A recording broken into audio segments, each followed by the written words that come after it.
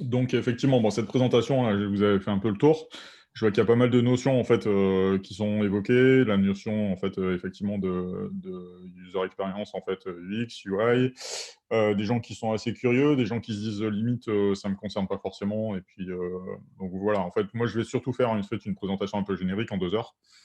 Je vais pas avoir le temps de vous expliquer en fait comment on conçoit des interfaces et tout ce qui, fait, le métier en fait d'un designer d'UX, ou un designer en fait, UI. Donc je vais plutôt vulgariser beaucoup de notions en fait, casser pas mal d'a priori, je pense, et vous donner un petit aperçu effectivement de ce qu'est, le design d'expérience utilisateur dans le monde de l'objet connecté, qui est plus particulièrement en fait le sujet qui nous intéresse aujourd'hui. Donc je vais pas forcément m'attarder en fait, sur des sujets en fait liés, par exemple au design web en fait ou autre.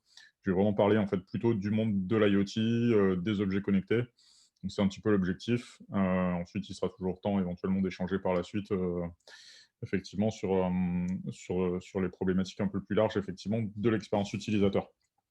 Donc, moi, je vais me présenter. Alors, hop, tac.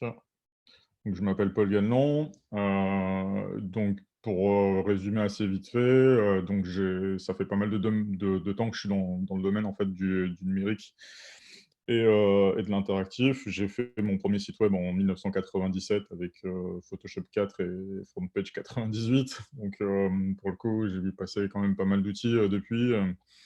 Donc j'ai travaillé dans des startups et des web agencies, dans la période, qu'on appelait la première bulle internet entre 99 et 2002.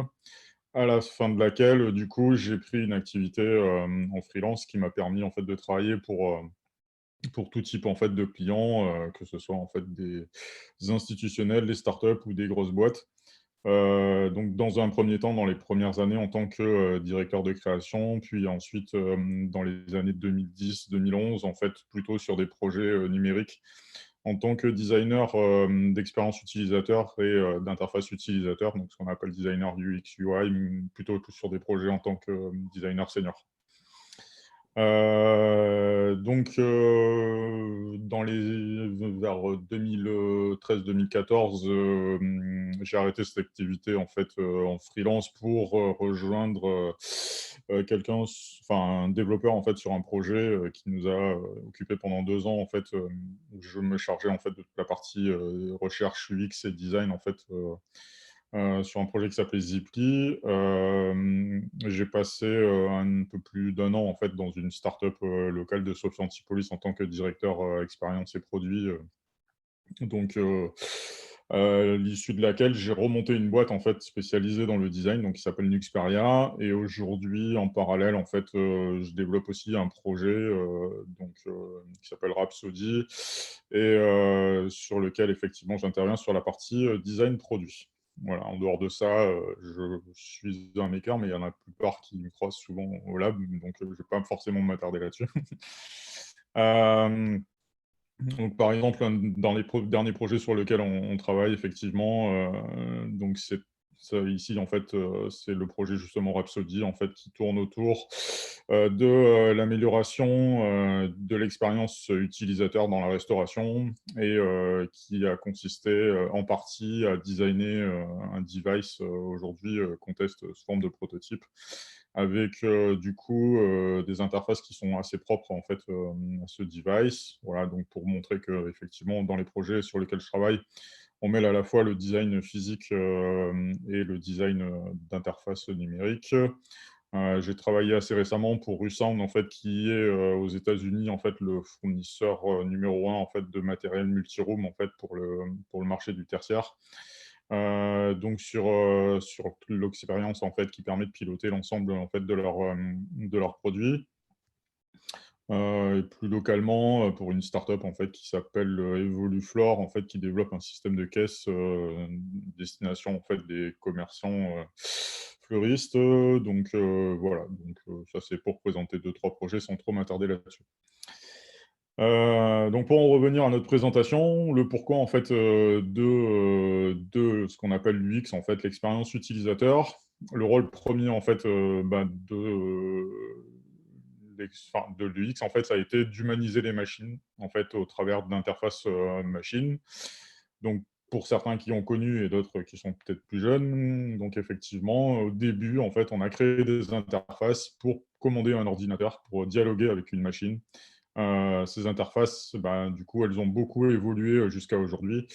Donc effectivement, à une époque, bah, on pilotait plutôt, on commandait, on dialoguait avec une machine plutôt en mode texte et on voit, tout le chemin parcouru, justement, depuis, la ligne commande MS-DOS, jusqu'à aujourd'hui, les derniers systèmes d'exploitation et aujourd'hui, toutes les technologies. Mais, toujours revenir, en fait, à ce qui est, le principe, en fait, enfin, ce qui est la base, en fait, de justement de l'expérience utilisateur et qui a été, dans un premier temps, justement, de faire dialoguer l'homme avec une machine. Excuse-moi, Paul. Oui. Euh, Est-ce que tu as changé de diapo? Parce que moi, je vois toujours la numéro 1. Ah, ouais, j'ai changé de diapo, ouais. Est-ce Est-ce que que tu le montres? je suis que tout seul dans ce cas-là ou... Non, pareil, je vois toujours le numéro 1. Non, non, moi aussi, Alors pareil. attends, du coup alors attends. Là, je vois pas le mode présentation, hein, je vois le mode Ah, fenêtre. qu'est-ce que c'est que ça? Pas partager la bonne. Ouais, mieux. C'est mieux là? Ah ouais, Voilà. bah, vas-y, Oui. essaye de changer de diapo pour voir. Ouais. Non. Ah si, Ouais, ça c'est y est. bon. Ça met un peu de temps, mais c'est bon. Là, Ah on ouais, voit, ça Ok. va? là, on voit Rhapsody. Ouais, voilà. Ouais, Ok. d'accord, OK. Bon, d'accord, effectivement. Donc, du coup, ouais, Effectivement. il vaut mieux qu'effectivement vous voyez les slides, ça C'est plus m'arrange pratique. pour le coup. Ouais, donc ouais, effectivement, je retraçais dans les slides, du coup, le produit en fait, dont je parlais, Métronome en fait dans la solution Rhapsody, donc Rusound, et le système de caisse en fait pour Evoluflor. Donc là, ce que je montrais effectivement justement, c'était justement les différentes IHM en fait qui ont conduit, depuis, effectivement aux dernières interfaces avec, effectivement ce rôle justement, que joue, l'interface homme-machine dans le dialogue entre l'humain et la machine. C'est bon pour tout le monde là, du coup? Toutes les slides sont vues? OK. Ouais, c'est bon. Donc on parle plutôt maintenant d'expérience utilisateur, en fait, quand on parle, souvent d'IHM, ou d'interface utilisateur, parce qu'effectivement, il y a, aujourd'hui, en fait, dans les années 2010, 2011, un virage qui s'est, pas mal amorcé, en fait, justement du fait de 3 grosses entreprises, qui sont, Google, Amazon et Apple, qui ont, assez rapidement compris en fait que, l'expérience utilisateur devait être au cœur de leur stratégie en fait et comparativement aux sociétés, hem, qui étaient un petit peu leaders sur leur marché comme Microsoft en fait, IBM, ou autres. Ces sociétés-là ont vraiment fait en fait de l'expérience utilisateur, quelque part leur cœur de stratégie et c'est ce qui a permis effectivement, à pas mal de sociétés de prendre, conscience effectivement que l'expérience utilisateur était un élément, un facteur, déterminant dans la réussite, d'une société.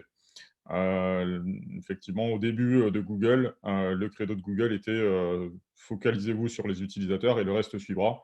Pour Amazon, c'était, effectivement qu'ils étaient, de manière, congénitale en fait, focalisés sur le client et le credo de Apple était «Design is how it works». Donc, effectivement, toujours guider, la conception des produits, par le design, en fait, ce qu'eux appelaient d'une manière générale, en fait, le design.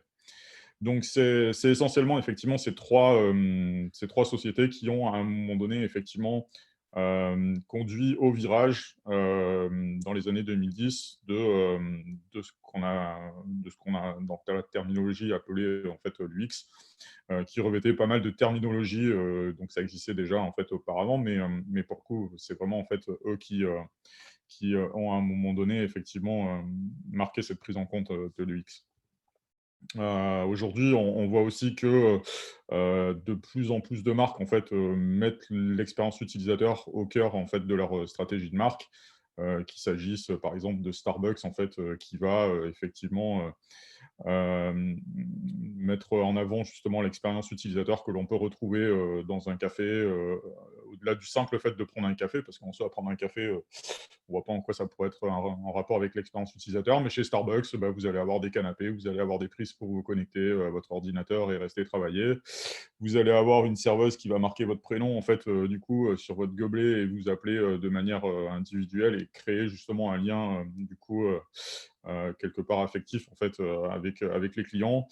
Voilà, Tesla, en fait, qui, au-delà des voitures, en fait et de tout ce qu'on pouvait, envisager, dans le monde de la voiture, a directement, enfin vraiment mis au centre de sa stratégie de marque en fait l'expérience utilisateur.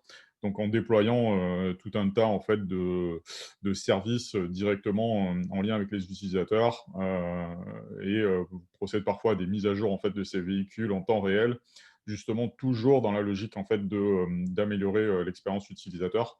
Donc, si on devait comparer effectivement Tesla on va dire à l'ensemble des marques aujourd'hui automobiles, on a vraiment un aspect différenciant sur l'aspect expérience utilisateur et Tesla est reconnu effectivement, connu et reconnu justement pour son expérience utilisateur. Et puis on pourrait citer tout un tas de marques, donc je ne vais pas m'attarder là-dessus, mais je pense que vous avez forcément en tête et vous pourriez les citer donc tout autant. Si on devait donner une définition en fait de ce qu'est l'expérience utilisateur, l'UX, on peut se référer en fait à la définition qu'en a donnée Don Norman. Donc Don Norman en fait c'est quelqu'un qui vient en fait du monde des sciences cognitives et qui a fondé en fait le Nielsen Norman Group en fait qui fait un peu référence en fait dans le domaine en fait de l'expérience utilisateur et du design. Donc Don Norman en fait a donné cette définition de ce qu'est l'expérience utilisateur. Donc l'expérience utilisateur, ce sont tous les aspects en fait des interactions de l'utilisateur final avec une société, donc ses services et ses produits. Donc la première, ce qui est attendu justement dans un tout premier temps en fait de l'expérience utilisateur, c'est une expérience utilisateur exemplaire. Une expérience utilisateur exemplaire, c'est de rencontrer justement le besoin exact en fait du client sans qu'il y ait de friction. Ensuite viennent justement des notions comme la simplicité et l'élégance, mais ça ne vient que ensuite, qui produisent en fait des produits qui peuvent procurer une joie à posséder ou une joie à utiliser. Donc, c'est vraiment ça, en fait, sur le principe, la notion d'expérience utilisateur. Donc, la vraie expérience utilisateur va bien plus loin, en fait, que de donner aux clients, en fait, ce qu'ils demandent ou leur fournir, en fait, une liste de features, en fait, de fonctionnalités. Pour atteindre une expérience en fait de très haute qualité, donc dans l'offre en fait d'une compagnie, il faut qu'il y ait en fait une fusion une fusion parfaite en fait entre plusieurs disciplines en fait, plusieurs services disciplines au sein de la société, qui inclut les ingénieurs, le marketing, le design graphique et industriel ou le design d'interface. Donc l'expérience utilisateur, c'est vraiment pour le coup, non pas le travail en fait d'un designer d'interface utilisateur, mais souvent on résume en fait l'expérience utilisateur plutôt à la partie interface utilisateur. Et c'est assez courant, mais en vrai, l'expérience utilisateur, c'est vraiment le travail en fait de plein de domaines. Donc, et y compris les développeurs. C'est-à-dire que les développeurs ne sont pas exclus du champ de l'expérience utilisateur et ils ont tout leur rôle à jouer en fait dans dans la réalisation et dans la mise en place d'une expérience utilisateur remarquable. Donc, sur ce schéma-là, on voit effectivement que toutes les disciplines de l'expérience utilisateur vont bien au-delà en fait, de ce qu'on entend en règle générale par expérience utilisateur, qui est simplement en fait, la partie souvent en fait, ici, plutôt par là, en fait, de l'expérience utilisateur, à savoir le design d'interaction ou le design visuel. Mais le design d'expérience utilisateur fait appel à de nombreux autres métiers comme les architectes, les designers industriels, les ingénieurs en électricité, des ingénieurs en mécanique, ça peut être des sound designers pour créer des sons, ça peut être du contenu vidéo, ça peut être des spécialistes en fait des interactions, donc des chercheurs en fait dans l'interaction, par exemple homme-machine, ça peut être voilà tout un tas de métiers en fait qui sont susceptibles d'intervenir dans le domaine en fait de l'UX. Et justement, il faut, là, un intérêt effectivement de cette présentation, c'est de casser un peu les idées reçues en résumant ce qu'on appelle l'UX en fait au domaine en fait du visual design en fait et ou de l'interaction design, et bien montrer effectivement, et je montrerai en fait par tout un tas d'exemples dans la présentation, qu'il s'agit du métier en fait de tout un tas d'autres personnes. L'expérience utilisateur est partout. Si je dois considérer effectivement l'expérience utilisateur dans un véhicule haut de gamme, eh ben, elle se situe à tous les niveaux. Elle va se situer au niveau, par exemple, du toucher du cuir. Donc, ça va être le travail du maroquinier. Elle va se situer, par exemple, dans le son que va faire le son mat que va faire la porte, en fait, quand je vais fermer la porte, qui va me procurer, en fait, une sensation de haut de gamme, en fait, de luxe. Elle va se situer dans le travail du designer interactif qui va concevoir, en fait, l'écran de navigation de bord. Elle va se situer dans le travail du mécanicien qui va travailler le bruit du moteur de manière à ce que l'expérience utilisateur en fait, soit la plus plaisante et procure le plus de joie possible en fait, à l'utilisateur. Donc on voit en fait que la notion d'expérience utilisateur, elle n'est pas uniquement liée justement au travail du visual designer. Il faut justement aborder en fait, la notion d'expérience utilisateur dans son sens le plus large. Donc, et on en revient effectivement à la notion décrite par Don Norman. Le design, en fait, est au cœur de l'expérience utilisateur. Donc, la notion de design, quand on parle de design d'expérience utilisateur, et effectivement, Steve Jobs, en fait, qui était le CEO d'Apple, avait dit effectivement que la plupart des gens font l'erreur de penser en fait que le design, c'est la façon en fait enfin, c'est ce à quoi un objet ressemble. Mais chez Apple, effectivement, pour eux, ce n'est pas de cette manière-là en fait qu'ils pensaient le design. Ce n'est pas juste ce à quoi l'objet ressemble ou son look and feel. Le design, c'est justement globalement toute la façon dont l'objet fonctionne. Donc, et pas uniquement en fait sa partie visible. Et toujours pour Don Norman, en fait, le bon design est beaucoup plus difficile à atteindre, est beaucoup plus difficile à remarquer en fait que le mauvais design, parce que justement en fait, quand les bons designers font un bon travail, en fait, il y a tellement peu de friction justement dans l'utilisation d'un produit que en gros, ce design est invisible. Donc, et c'est effectivement souvent le cas, c'est-à-dire que l'expérience utilisateur, souvent les expériences utilisateurs les plus remarquables se situent sur des produits où on n'a justement pas forcément l'impression que voilà, c'est vraiment fluide, mais au contraire, pour atteindre ce niveau-là effectivement d'expérience utilisateur, il y a énormément de travail en fait qui est fait en amont.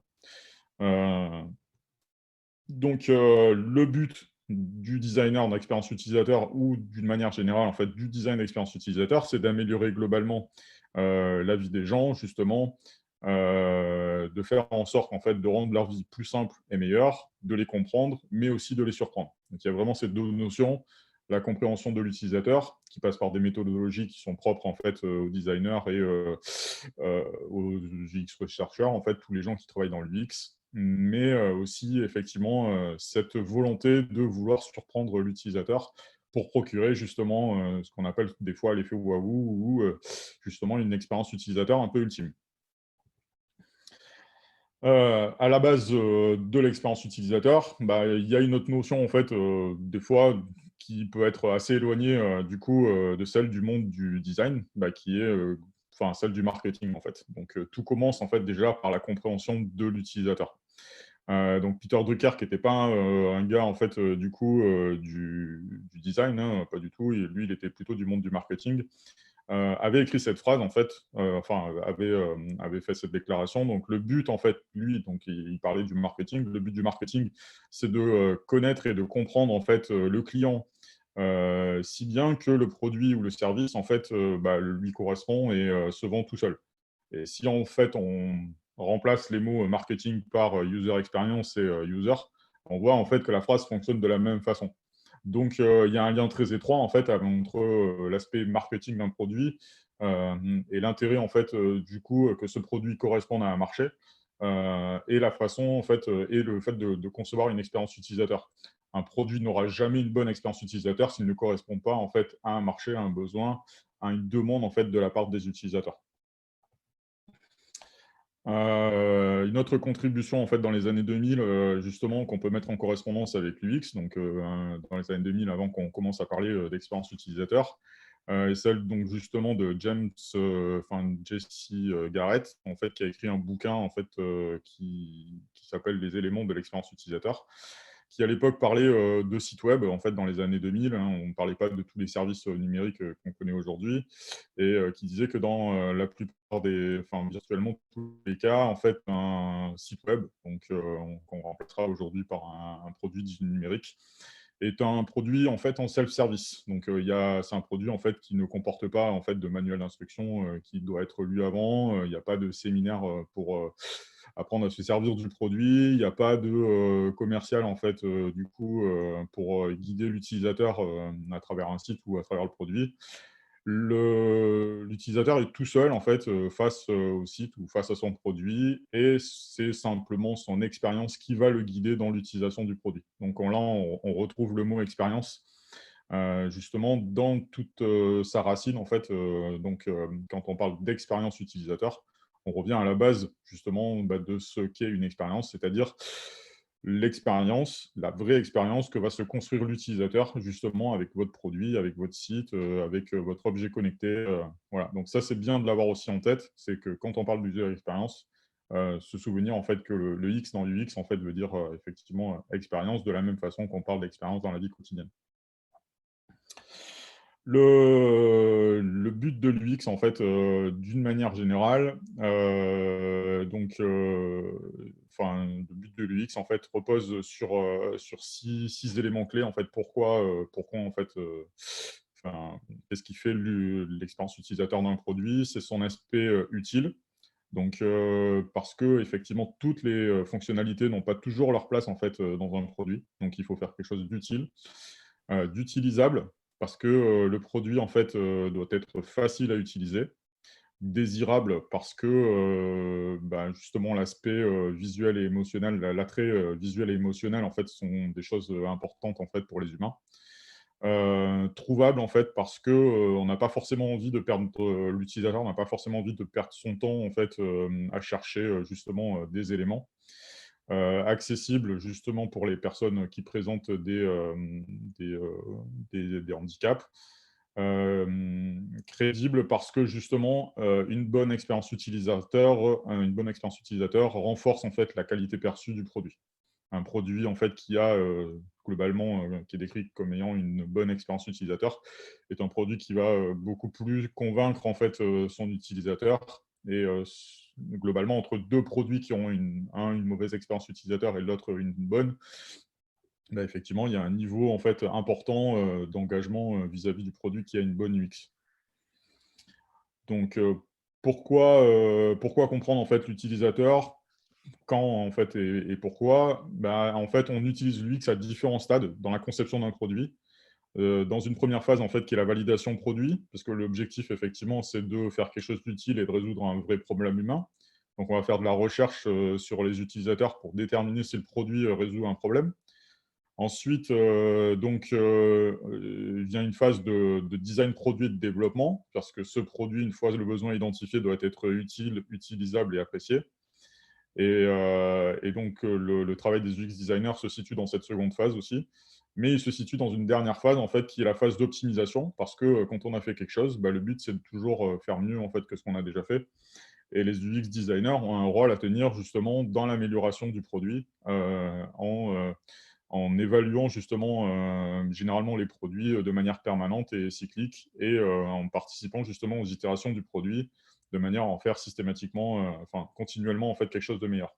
Donc l'UX, ce n'est pas un travail qui se situe à un moment donné dans le temps, dans une de ces phases-là. L'UX, c'est vraiment un travail, en fait, qui est dans tout l'aspect vie du produit, et pas uniquement, en fait, souvent, on parle du X, du Y, en fait, avant que les développeurs interviennent. Non, c'est pas vrai, en fait. Le travail de l'UX, en fait, ou des gens, en fait, qui travaillent pour l'UX, il se situe à tous les niveaux du cycle de vie, en fait, d'un produit.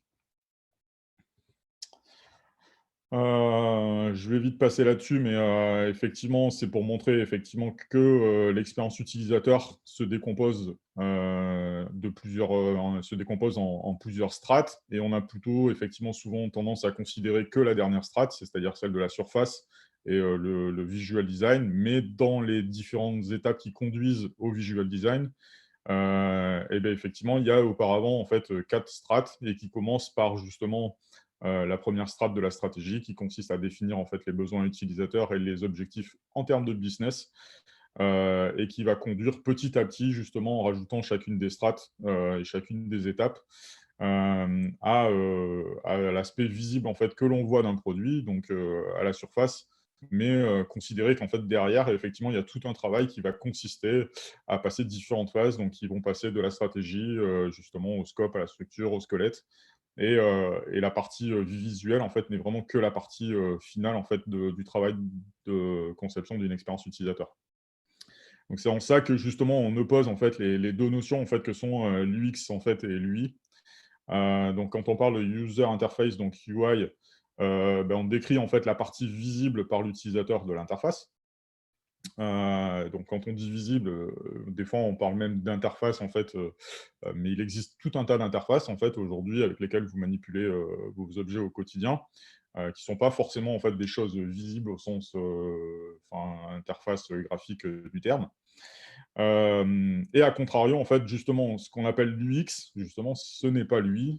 L'UX, en fait, c'est justement l'optimisation de toutes les actions de l'utilisateur, le chemin qu'il parcourt, en fait, justement, pour utiliser votre produit. Donc, revenir à la notion, en fait, ce qui distingue le UI de l'UX, en fait, c'est le X, c'est vraiment l'expérience. L'expérience, c'est ce que vous avez au quotidien quand vous mettez la main sur une plaque chaude, et ben, la fois d'après, pour le coup, vous ne remettez pas la main parce que votre cerveau a enregistré une information qui sait que si je mets la main sur une plaque, ça brûle. Et de la même façon, en fait, dans l'utilisation de vos produits, l'utilisateur crée cette expérience en fait, au fur et à mesure de l'utilisation des produits. C'est ce qui crée en fait, l'expérience utilisateur. Donc, comprendre aussi justement au final en fait, que l'expérience utilisateur, elle n'est pas figée dans le temps, contrairement à une interface utilisateur. C'est-à-dire l'expérience utilisateur, il y en a plusieurs. Il y a la première fois quand l'utilisateur vient se servir de votre produit, il y a la deuxième fois quand il vient, enfin quand il sert du produit, et puis il y a la 10e fois, la 15e fois, la 100e fois. Donc en fait, cette expérience utilisateur, elle va évoluer. Donc on a souvent tendance à dire effectivement que l'UX, c'est vraiment comme dans un iceberg, en fait, la partie immergée en fait, du produit, et l'UI, en fait, justement, sa partie émergée, la partie la plus visible. Dans l'expérience utilisateur, il faut considérer en fait 3 éléments clés quand on construit une expérience utilisateur. Donc il y a fondamentalement, si on doit résumer en fait, quand on travaille sur l'expérience utilisateur, 3 aspects qui doivent être forcément pris en compte parce qu'ils sont complètement imbriqués. Il y a la notion en fait d'utilisateur, donc connaître en fait l'utilisateur, qui est mon utilisateur. Donc il y a cette connaissance en fait de l'utilisateur à avoir. Il y a la connaissance en fait du contenu, quel est le contenu en fait que je vais fournir en fait, associé justement à mon produit, et la connaissance du contexte. Un produit ne va pas être utilisé en fait, toujours dans le même contexte. Il va être utilisé, je ne sais pas si j'utilise, je sais pas, une application, mobile, de localisation, je ne vais pas l'utiliser, dans la rue en marchant, que dans ma voiture, que, chez moi quand je suis en train de planifier mon trajet, ou dans d'autres circonstances. Pourtant, effectivement, je vais avoir le même produit. Mais si je ne me réfère pas au contexte, en fait, effectivement, je ne vais pas pouvoir parler d'expérience utilisateur. L'expérience utilisateur est directement liée, en fait, au contexte. De la même façon que je ne vais pas avoir 2 expériences utilisateurs pour 2 utilisateurs différents.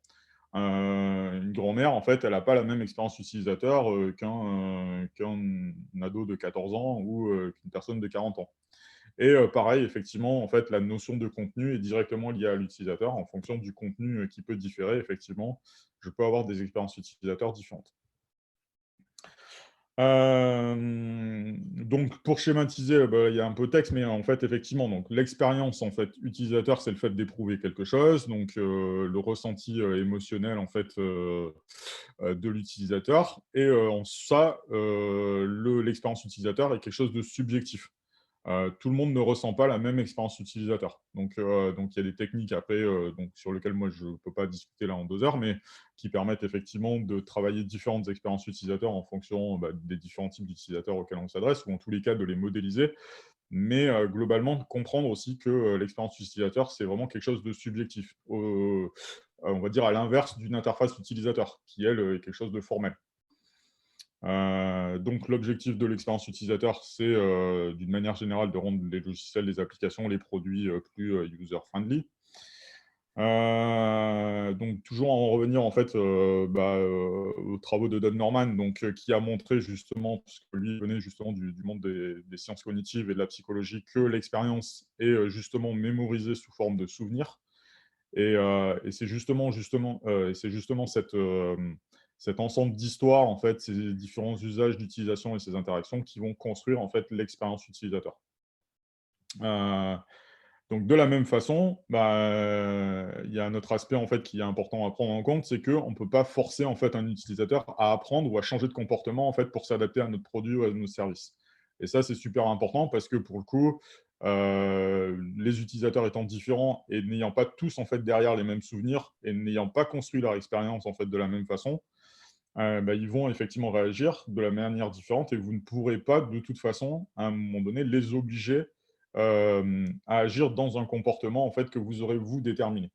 Donc ça, c'est un aspect, en fait, qui est aussi important et qui montre aussi, du coup, toute l'importance d'avoir un processus de recherche, en fait, au moment de la conception du produit, de tests utilisateurs et d'optimisation en fonction des retours utilisateurs, donc dans un fonctionnement cyclique. Parce que vous n'avez justement jamais, en tant que, designer ou concepteur d'une expérience utilisateur, la vérité, en fait, sur la façon dont vos utilisateurs vont appréhender votre produit. Bon là, je vais passer, vite fait là-dessus. En fait, justement, c'était juste pour montrer, en fait, que la mémorisation d'un utilisateur, puisqu'on parle d'expérience utilisateur, donc de lien avec la mémoire, il y a différents types de mémoire, en fait, qui interviennent dans la manière dont un utilisateur mémorise les différentes actions, qui ont des impacts, en fait, plutôt effectivement dans la façon, dont on peut aussi concevoir les interfaces et les choix qui peuvent être faits, des fois quand on conçoit des interfaces ou quand on fait des choix. Bon, là, c'est vraiment pour comprendre, en fait, qu'il y a plusieurs mémoires, en fait, qui interviennent dans ce processus, en fait, de mémorisation. Voilà, le savoir. Donc tout ça pour, plus ou moins, en fait, aborder, en fait, une notion un peu, plus globale, en fait. De la même manière qu'il y a 3 piliers, pour l'expérience utilisateur, il y a effectivement 3 sciences, en fait, entre guillemets «sciences», en fait, qui se partagent, le l'UX, en fait. Il y a le domaine de la psychologie, qui vient se combiner avec celui de la technologie et celui de la créativité, et les 3 sont indissociables, en fait. Donc voilà ce qu'est l'UX, en fait. L'UX, c'est vraiment l'association de ces 3 domaines, parce qu'il y a des facteurs psychologiques qui sont hyper importants. Il y a des facteurs technologiques, en fait, qui sont liés effectivement à de la connaissance, de la technologie, de l'ingénierie, et il y a un facteur plus subjectif qui vient justement prendre des fois en compte, en fait, le côté, différent, un aspect un peu plus subjectif, en fait, du coup de l'expérience utilisateur, et qui est en lien effectivement avec, plutôt la partie artistique, créative, qu'on peut déployer, en fait, dans la mise en place d'une interface d'une expérience utilisateur. Donc je reviens un petit peu là. Il y a de la théorie effectivement qui existe aujourd'hui, sur, la façon, en fait, dont l'utilisateur va justement, prendre en compte, en fait, votre expérience utilisateur. On utilise souvent, en fait, ce schéma, en fait, de la pyramide des besoins UX pour montrer, au niveau d'un développement, en fait, d'une expérience utilisateur, qu'il y a différentes étapes, en fait, ou différents aspects, qu'il est important de prendre en compte. Ce qui est important, en fait, de montrer, c'est surtout que, pour le coup, effectivement, c'est le principe d'une pyramide. C'est que pour le coup, si vous oubliez, en fait, les bases de votre pyramide, votre expérience utilisateur, elle va s'écrouler. C'est-à-dire que si vous ne travaillez, par exemple, du coup, dans la mise en place de votre expérience utilisateur, que sur l'aspect, plaisant, vous faites quelque chose de beau et de joli, sans avoir, développé l'aspect, fonctionnel ou fiable, de votre produit, cette pyramide des besoins, elle s'écroule. Donc c'est justement, un élément important à prendre en compte, c'est que, il ne faut pas vous focaliser justement sur, tout de suite sur, enfin, c'est pas tout de suite, mais uniquement, en fait, sur l'aspect plaisant, justement de votre produit. Est-ce qu'il est beau? Est-ce qu'il a des belles couleurs? Est-ce qu'il saute aux yeux? Est-ce qu'il bouge dans tous les sens? Voilà. Si votre produit derrière, à un moment donné, vous n'êtes pas, à minima, préoccupé par exemple, de sa fiabilité. Parce qu'effectivement, l'utilisateur, en fait, du coup, dans sa prise en compte, en fait, de l'expérience utilisateur, il a besoin justement de ça. Il y a une autre théorie, en fait, sur lequel on peut vite fait discuter justement, c'est, ce qu'on appelle le modèle de Kano. C'est un japonais, en fait, qui a décrit ce qui a enfin, qui a enfin, décrit ce modèle-là, en fait. Donc, le modèle de canaux, c'est la mise en graphique, en fait, quelque part, de la satisfaction vis-à-vis en fait, des attentes de l'utilisateur. Et globalement, il décrit en fait, sur ce modèle, en fait, sur cette graphe, au regard de la recherche utilisateur qu'il a fait, en fait, 3 courbes. Donc, la première courbe, en fait, qui est celle la plus en bas, en fait, qui est celle des must-be. C'est ce qu'on appelle en français, en fait, la zone basique. Donc, globalement, en fait, sur ce modèle, il est venu surtout mettre en évidence le fait que, en gros, la satisfaction ou l'insatisfaction, en fait, du coup, dans la perception d'un produit n'est pas forcément un concept symétrique à la notion, en fait, justement, enfin, la satisfaction ou l'insatisfaction, ce n'est pas un concept symétrique par rapport au fait par rapport aux propositions que vous pourriez faire en termes de fonctionnalité. Donc la zone basique, en fait, elle correspond justement à ce qu'on appelle en fait le descriptif standard en fait d'un produit. C'est-à-dire les attributs que le produit doit impérativement en fait posséder pour qu'il puisse rencontrer justement le besoin de l'utilisateur. S'il n'y a pas ces attributs en fait dans votre produit, donc ce produit est réputé en fait inutilisable, invendable. Donc, justement, dans le processus en fait, justement d'utilisation du produit, effectivement, le fait de ne pas prendre en compte en fait cette zone-là en fait du must-be, va être déterminant dans la façon dont vous pourrez, construire votre expérience utilisateur ou atteindre une expérience utilisateur un peu ultime. Je prends l'exemple, en fait, par exemple, un peu simple, du coup, pour résumer, en fait, cet aspect, en fait, justement, de zone basique, du fait que dans un hôtel de luxe, si vous ne trouvez pas du papier dans les toilettes, à minima, vous allez considérer que, vous allez être déçu, vous allez avoir une expérience utilisateur négative. Parce que quand vous allez, dans un hôtel de luxe, à minima, vous vous attendez à ce qu'il y ait du papier dans les toilettes. Et c'est la même chose dans votre produit. S'il n'y a pas, par exemple, dans votre produit, des fonctionnalités attendues de base qui sont respectées, vous allez produire une expérience négative, alors que, effectivement, vous avez peut-être travaillé en fait, sur tout un tas de fonctionnalités qui ne sont pas celles qui sont attendues par l'utilisateur. Le graphe de la performance, en fait, justement, lui, il va permettre de montrer, de mettre en évidence, justement une innovation. C'est ce qui va vous distinguer globalement en fait, de la concurrence. C'est-à-dire que vous allez, pour un besoin identifié, venir le satisfaire. C'est-à-dire que vous allez identifier tout un tas de features en fait, dans la conception de votre produit et vous allez dire, effectivement, l'utilisateur attend cette fonction, donc dans mon produit, je viens l'insérer en fait, et donc, il y a cette corrélation en fait, entre une fonctionnalité attendue et la satisfaction. Donc ça, c'est ce qu'on appelle justement le graphe de la performance et qui permet en fait, d'avoir un produit en fait, qui se vend correctement, qui a déjà à minima répondu en fait, au must-be et qui vient justement quelque part en fait, du coup, satisfaire le besoin de la plupart des clients. Et ensuite, on a le dernier graphe, en fait, qui est celui qu'on appelle de la zone de l'excitation et qui est le plus compliqué, en fait, qui est le plus compliqué à atteindre. Pourquoi? Parce qu'en fait, ce graphe, il décrit globalement la chose suivante, c'est que globalement, vous produisez de l'excitation chez vos utilisateurs. En gros, si vous venez satisfaire un besoin qui n'a pas été identifié au préalable par votre utilisateur. Donc, c'est ce qu'on appelle, d'une manière générale, l'effet waouh. C'est-à-dire que vous êtes capable, quelque part, d'apporter une fonctionnalité à votre produit, alors que l'utilisateur ne l'attendait pas. Et c'est globalement cet aspect-là qui décrit justement ce facteur de surprise dans l'expérience utilisateur et qui produit justement cette excitation. On prend l'exemple de Apple qui a sorti un jour l'iPhone. Sur le marché, il y avait des téléphones, du coup, basiques. Personne n'attendait un téléphone tactile, et le jour où Apple sort ce téléphone-là, pour le coup, le marché n'existe pas en fait pour ce type de produit. Je produis de l'excitation parce que, pour le coup, j'ai sorti un produit qui n'était pas attendu, mais qui, au final, en fait, vient rencontrer les besoins des utilisateurs.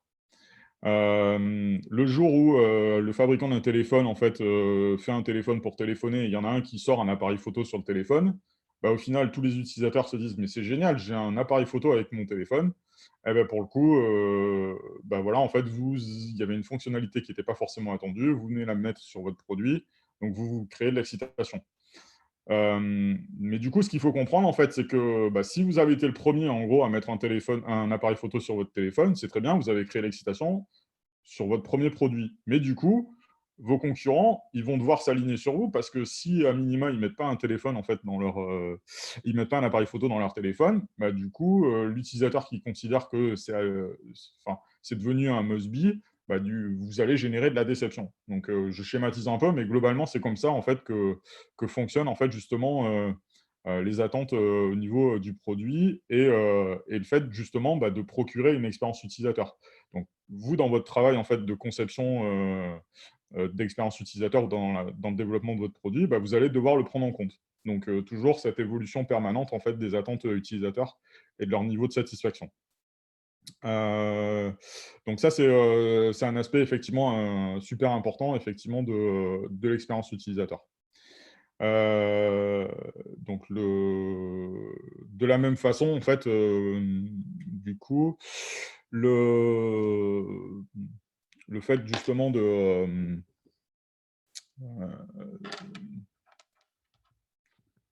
j'ai oublié le début de ma phrase, donc c'est pas grave. Je reviendrai après là-dessus. Donc voilà, bon, du coup, je pense que même si c'est un peu théorique, en fait, je pense que c'est facilement assimilable. Je vais pas aborder les notions de modèle mental, mais ah oui, donc voilà, oui, ce que je voulais dire, du coup, c'est comment, en fait, vous allez sur votre graphe, de l'excitation, c'est que vous devez devancer, en fait, quelque part, vos attentes utilisateurs. Donc la seule chose qui vous permet justement, de pouvoir créer cette excitation, c'est une connaissance parfaite de vos utilisateurs, une connaissance parfaite justement aussi justement des attentes, des besoins, mais il faut aussi que vous ayez, on va dire, sous le coude, des aspects technologiques qui vont vous permettre justement de développer cette fonctionnalité que personne a ou vers laquelle vous allez devoir tendre. Donc justement, c'est tout le travail, en fait, que vous faites en amont de recherche, aussi bien utilisateur, mais aussi de recherche, en termes de développement. Donc je le disais, en fait, ici, justement, l'UX, en fait, repose sur ces 3 piliers que sont effectivement la créativité, la technologie et la psychologie. Donc technologiquement, il faut que vous ayez sous le pied, en fait, des technologies, prêtes à être activées justement pour, quelque part, partir justement, sur, la création d'une expérience utilisateur un peu ultime. Heu, donc je prends ici l'exemple en fait, du coup, du Force Touch, d'Apple. En termes d'interface, du coup, le Force Touch a apporté quelque chose au téléphone mobile à l'époque, qui était, bah, un peu l'effet, rollover en fait qu'on avait sur un ordinateur classique avec la souris, c'est-à-dire que, quand on passait en fait sur un bouton, une icône, en fait, il y avait une action secondaire qui pouvait se faire. Sur un téléphone, forcément, on n'a pas de survol de la souris, en fait, on ne peut pas détecter, que le doigt se situe au-dessus d'un bouton et le Force Touch, en fait, venait, en termes d'interaction, apporter cette fonctionnalité supplémentaire. Donc quand je passais sur l'icône et que j'appuyais, un peu fort, en fait, sur mon icône, il y a un menu, secondaire, en fait, qui pouvait s'afficher pour accéder directement et rapidement, en fait, à certaines fonctions. Donc là, on voit, en fait, que c'est une interaction. Donc il y a un lien direct avec, le design visuel, en fait, puisque pour le coup, il a fallu designer des menus, une interface, en fait, propre, justement à l'utilisation de cette fonction. Mais que derrière ça, bah, du coup, il fallait de la technologie parce que le Force Touch, il ne fonctionne pas tout seul. Ce n'est pas un élément d'interface. Ce n'est pas le travail d'un visual designer. C'est derrière, en fait, du coup, des ingénieurs en électronique, en mécanique et des designers industriels qui ont réussi derrière un écran à intégrer, du coup, des capteurs de force, un petit moteur, en fait, qui vient vibrer pour avoir un retour haptique, en fait, du coup, donc l'effet bah, rollover, en fait, du coup, quand je passe sur un bouton, j'ai un changement en fait de l'état de mon bouton. Bah, dans un téléphone, du coup, pour avoir la même chose, ben, c'est un petit moteur en fait qui entraîne, qui génère en fait cet effet-là. Donc, ce qui montre bien justement le lien direct en fait entre justement la technologie et la partie visible en fait du téléphone. Enfin, et la partie visible en fait de l'interface. Pour le coup, justement, si pour le coup, alors bon, je ne sais pas si le Force Touch a créé cet effet waouh, venait matcher avec un besoin, mais en tous les cas, pour apporter justement cette feature supplémentaire en fait et être justement devancer un petit peu ce qui pouvait se faire par ailleurs sur les autres téléphones, et ben effectivement, il y a ce lien très étroit entre la recherche qui avait été initiée probablement par des ingénieurs en électronique et en mécanique au préalable, justement sur les capteurs de force dans le téléphone, et le fait d'implémenter du coup cette fonction visuellement dans une interface. Donc voilà, là j'ai fait un petit peu le tour justement pour bien comprendre en fait tous ces liens étroits qui pouvaient exister justement entre la technologie, le visual design et dans la conception d'une expérience utilisateur. Parce que effectivement, bah, je pense que ça casse peut-être un petit peu on va dire ça élargit en tous les cas probablement en fait votre champ de l'expérience utilisateur. Et pour le coup, ça implique dans le domaine de l'expérience utilisateur, au final, tout le monde n'est pas forcément que le visual designer. Donc ce qui est important, effectivement, c'est de comprendre tous ces mécanismes en fait, qui conduisent globalement à une expérience utilisateur un peu ultime. iTrader, donc ça va. Voilà, donc là maintenant justement, bah, une fois que j'ai montré un petit peu l'état de l'art, enfin un peu toutes ces notions, je vais aborder justement des notions qui sont plus spécifiques en fait au monde de l'IoT, parce que effectivement j'ai introduit justement tout ce lien entre la technologie en fait et le visual design. Et quand on parle IoT, bah, effectivement on parle beaucoup technologie. Et donc je vais mettre en évidence, en fait, justement tous les défis, en fait, qui sont propres, justement, au fait de designer, des expériences utilisateurs pour les objets connectés, pour le monde des objets connectés. Par rapport, justement, à ce que l'on peut déjà connaître, en fait, souvent en termes de notions, justement, des interfaces utilisateurs de l'UX et enfin, de tout ce qui est UX, UI. Et bah, dans le domaine des objets connectés, une des premières problématiques qu'on va rencontrer, c'est que la plupart en fait, des objets connectés font souvent partie en fait, de systèmes multi-device. Donc là où à un moment donné, vous faisiez en fait de l'expérience utilisateur pour un site web, quand vous faites de l'IoT, bah, vous allez faire de l'expérience utilisateur, vous allez penser des expériences utilisateurs pour un objet, pour un écran d'une certaine taille, pour une montre connectée, pour un téléphone mobile, pour un site web. Donc, vous pensez en fait globalement expérience utilisateur sur tout un tas en fait de devices. Par ailleurs, en fait, vous pouvez avoir des fonctionnalités qui sont distribuées au travers de plusieurs devices. C'est-à-dire que un device va avoir une fonctionnalité, enfin la capacité via un capteur, par exemple, du coup, de fournir une fonctionnalité que n'aura pas un autre device. Et globalement, vous allez devoir penser interaction, en fait, lien entre tous ces devices. Donc, votre montre connectée va comporter, par exemple, je sais pas, un un capteur en fait de fréquence cardiaque. Vous allez l'utiliser par la montre, mais vous allez restituer dans l'interface de votre téléphone les résultats en fait de votre montre. Voilà, donc ça c'est pour schématiser un petit peu. Donc justement, dans la démarche de design d'expérience utilisateur, le but va être justement de distribuer ces features aux différents devices utilisés, justement pour créer une expérience globale.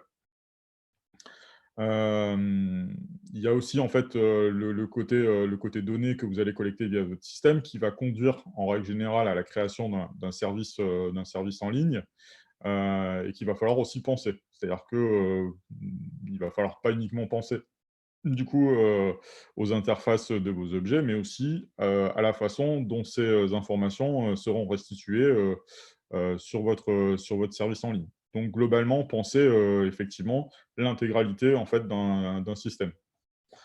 Donc un des enjeux effectivement de designer pour l'IoT, c'est qu'il va falloir designer une expérience globale qui va partir du modèle conceptuel. Donc quelles sont les attentes en fait du coup de l'utilisateur par rapport à votre système, comment est sa perception, enfin quelle est sa perception globale du système. Vous allez devoir penser aussi la plateforme. Donc justement, c'est ce qui va vous permettre de gérer, en fait, justement, la complexité, justement, de votre système multi-device. Donc là-dessus, il y a eu des ateliers au préalable beaucoup plus techniques, en fait, qui ont présenté différentes plateformes qui pouvaient être utilisées. Vous allez devoir penser, en fait, le service associé à votre produit, parce que derrière, votre produit, ça sera rarement, en fait, un objet vendu one shot. Si vous prenez un Fitbit, derrière, il y a, on va dire, un service en mode SaaS qui va vous permettre, je sais pas, de créer vos programmes d'entraînement personnalisés. Donc voilà, il y a un service associé à votre objet. Votre objet ne vient pas tout seul.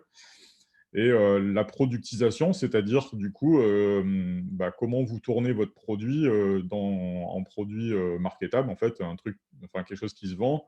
Donc tous les aspects liés, en fait, à la façon dont votre produit va pouvoir répondre justement à une proposition de valeur pour matcher justement avec votre audience.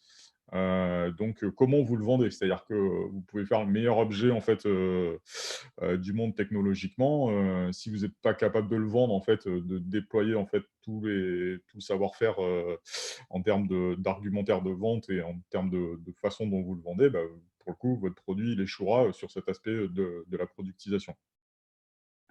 Et justement, des problèmes, en fait, de l'internet des objets, c'est que, il y a tellement justement de points de contact entre l'utilisateur, en fait, et votre objet connecté, que souvent on part de la tâche la plus facile qui est de designer l'écran, et on oublie bien souvent justement toute la partie globale, en fait, enfin tout l'aspect global, en fait, justement, du design d'une expérience globale, en fait, dans le monde des objets connectés. Donc là, c'est vraiment juste pour présenter justement un des challenges, un des défis du design d'une expérience utilisateur dans le domaine spécifique des objets connectés. Donc là, c'est un schéma effectivement de Claire Hollande, en fait, qui est une spécialiste de l'IoT, qui reprend un petit peu tout ça, et justement qui montre toujours pareil, en fait, qu'il y a différents éléments à prendre en compte dans l'expérience utilisateur dans le domaine de l'IoT, de la plus visible à la moins visible. Donc voilà. Donc, tous ces aspects qui doivent être pris en compte dans la conception de l'expérience utilisateur.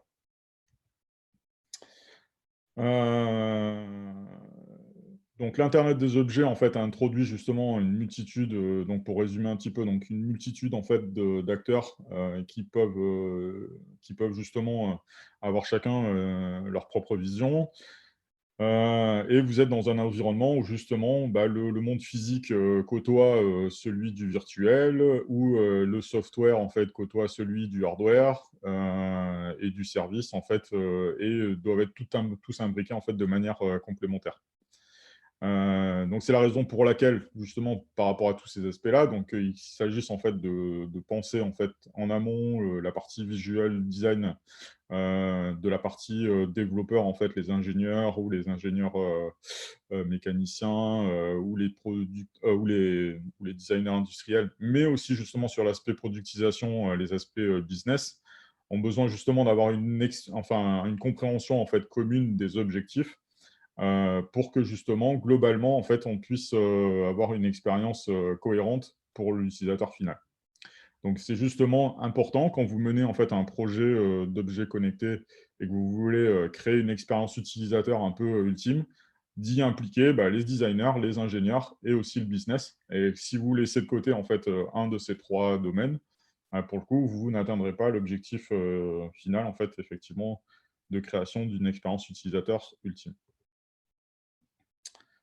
Voilà. Et du coup, ça va? Enfin, c'est pas trop, je vais pas trop vite parce que là, quand même une petite heure, j'ai passé quand même pas mal de slides. Vous avez des questions peut-être déjà du coup ou pas? Je sais pas si. Moi, c'est bon. Ouais, Pour ok. l'instant, tout semble assez logique quand tu l'exposes. C'est peut-être ça D'accord. l'expérience utilisateur, la bonne ou celle qu'on ressent pas trop. Ah, il y avait quand même eu un peu de travail à l'expérience utilisateur sur la presse. Comme tu disais, tu dédiabolises l'expérience utilisateur. Voilà, ok. Bon, alors du coup, je continue. Donc là, en fait, je vais mettre en évidence 5 éléments clés, justement, dans la manière, en fait, de créer, justement, une expérience utilisateur dans la manière en fait de créer un produit IoT efficace. Tac, tac. Donc voilà, au travers de 5 points en fait un peu clés. Donc c'est des points en fait sur lesquels que vous pourrez à un moment donné travailler en fonction de votre produit, de votre objet, et qui vont vous permettre effectivement, en faisant attention justement à ces points-là, qui vont vous permettre d'avoir un objet en fait connecté, bien pensé.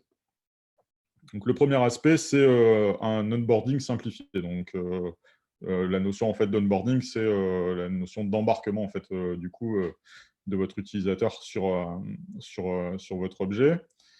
Donc parce qu'effectivement, en fait, la première étape du coup dans l'introduction d'un système auprès des utilisateurs, donc comme je le décrivais tout à l'heure, justement dans la construction de cette expérience par rapport à quelque chose qui n'existe pas dans leur mémoire. Et donc, justement, c'est cette première étape, en fait, quand vous introduisez votre produit auprès de l'utilisateur, qui peut s'avérer être la plus difficile. D'autant plus, en fait, quand il s'agit d'une interaction entre plusieurs appareils et qui, par exemple, va impliquer souvent des authentifications répétées, la mise en place, en fait, de passerelles, en fait, des processus de passerelle d'un objet, en fait, d'un appareil à un autre, et le passage parfois justement à des services complémentaires, par exemple des fois sur l'authentification comme Gmail. Donc vous avez tous déjà expérimenté voilà, un produit connecté en fait, où vous allez devoir en fait pour la première fois du coup travailler, avoir recours justement à ces différents aspects en fait du onboarding. Donc pensez dans la façon dont vous allez devoir onboarder vos utilisateurs, simplification justement de l'onboarding. L'idée, c'est justement, en fait, par exemple, sur la partie authentification, d'avoir quelque chose en fait qui soit beaucoup plus simple, par exemple, que des mots de passe. Justement, il peut y avoir, par exemple, une communication entre devices avec des codes, par exemple, qui permet d'avoir un onboarding plus simple. Donc ça peut déjà être un bon début. Souvent, en fait, justement, l'utilisation des systèmes IoT implique de changer d'appareil. Donc, par exemple, vous allez devoir passer en fait d'un iPhone à une Apple Watch ou à un logiciel. Donc, le fait que l'authentification soit facilitée, mais aussi qu'elle soit sûre et intelligente, du coup, c'est un véritable enjeu, mais c'est un aspect sur lequel vous allez pouvoir travailler, justement, dans l'amélioration. Enfin, c'est un aspect un peu clé, justement, de l'expérience utilisateur de votre objet. Donc, je prends l'exemple, en fait, ici, de Nest dans le domaine de la domotique. Donc Nest, en fait, c'est une famille de produits et ils ne sont pas tous représentés là parce que Nest a aussi, je crois, des enceintes connectées, il y a des détecteurs de fumée, ou de CO2, je crois. Enfin, bon, il y a tout un tas, en fait, c'est un écosystème, en fait, du coup, de multiples objets. Mais en tous les cas, donc là, j'en présente en fait 3 qui sont le thermostat, la sonnette d'entrée et les caméras de sécurité. Heu, à partir d'une seule application justement, qui est utilisée sur le smartphone en fait, donc je crois qu'il y a une authentification en fait par code, sur le mobile en fait au tout départ.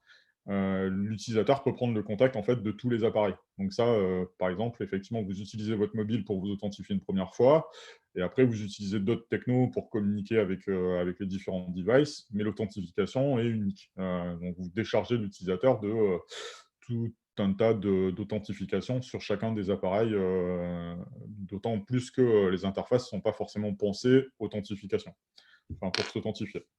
Voilà, donc ça c'est l'exemple de Nest en fait, effectivement, qui a pensé son onboarding de manière simplifiée. Donc un autre aspect un peu clé, justement, dans la conception de l'expérience utilisateur, c'est justement la notion de fluidité en fait du design entre les devices et les interactions. Donc une des clés justement de cette fluidité justement entre les devices, elle va résider dans l'utilisation en règle générale du cloud. Donc, les apps et les appareils qui sont connectés sur le cloud, en fait, du coup, vont pouvoir échanger en fait des données communes et récupérer ou envoyer en fait des données communes. Donc, quand vous passez d'un device à un autre, vous n'avez pas cette différence pour le coup entre les données. Donc, ça vous permet effectivement des transitions transparentes et pour l'utilisateur, un minimum d'effort et d'adaptation et de perte de temps. Donc, pensez aussi du coup à la nécessité justement de passer d'un device à l'autre et le recours effectivement au cloud pour cet aspect-là. Donc, donc le côté responsive design, en fait, justement, dans le domaine des objets, va être un peu différent dans la manière d'appréhender, en fait, justement, le responsive design, en fait, quand on conçoit un site web, parce que, justement, il va bien au-delà d'une expérience, en fait, cohérente entre web et mobile. Donc, c'est pas juste l'aspect mon site il s'affiche bien si je suis sur un site web ou sur un site mobile. Il y a tout un tas de plateformes en fait et de logiciels qu'il va vous falloir prendre en compte dans la façon en fait de concevoir physiquement en fait la fonctionnalité. Voilà. Donc si je reprends en fait l'exemple de Nest ici. Donc l'interface en fait de Nest sur l'application mobile, sur l'Apple Watch ou sur le thermostat, justement, est une expérience en fait qui retrouve en fait des éléments du coup d'interface clairs et familiers, quel que soit en fait le device. Donc, du coup, l'utilisateur en fait reste informé et peut contrôler en fait la température de la maison. Mais justement, les modèles de conception, en fait, du coup, sont basés sur les spécificités en fait de chaque appareil et les interfaces en fait de chaque appareil. Donc, au niveau conception, en fait, si par exemple, vous utilisez une molette, en fait pour régler la température, il y a justement en fait sur les 3 plateformes un modèle en fait qu'on appelle un modèle mental qui est similaire que l'utilisateur va pouvoir retrouver en fait d'une plateforme à l'autre. Donc ça c'est un aspect important justement des interactions que vous pouvez mettre en place en fait quand justement il y a ce passage d'un device à l'autre en fait. Donc voilà. Après, pour le coup, certains devices vont pouvoir permettre d'accéder à des fonctionnalités supplémentaires. Par exemple, quand vous êtes sur l'application mobile, du coup, vous pouvez accéder, par exemple, à des images qui ont été stockées par les caméras, auxquelles vous ne pouvez pas forcément avoir accès, par exemple, sur le thermostat. Donc, chaque device, justement, quand on pensait tout à leur fonctionnalité, à ses fonctionnalités propres et vous créez une expérience globale cross-device, du coup, en pensant globalement en fait l'expérience d'une manière globale. Donc, troisième point clé, justement, du coup, dans la façon de concevoir une expérience pour les objets IoT, pour les objets connectés. Donc, ce qui va s'appuyer en fait sur la personnalisation et la prise en compte en fait du contexte. L'objectif, en fait, du coup, de cet élément clé va être de prendre en compte, en fait, justement, des différents comportements de l'utilisateur, de reconnaître, en fait, des modèles, et du coup, en fonction, justement, de ces modèles, donc toujours pareil, en fait, hein, comme je le disais en tout début, les expériences utilisateurs ne sont pas forcément les mêmes d'un utilisateur à un autre. Vous allez adapter justement votre expérience utilisateur à l'utilisateur spécifique en fait, de votre produit. Et ça, pour le coup, l'Internet des objets vous apporte énormément en fait, de données, justement, dont vous ne disposez pas forcément, par exemple, dans d'autres domaines, par exemple les sites web.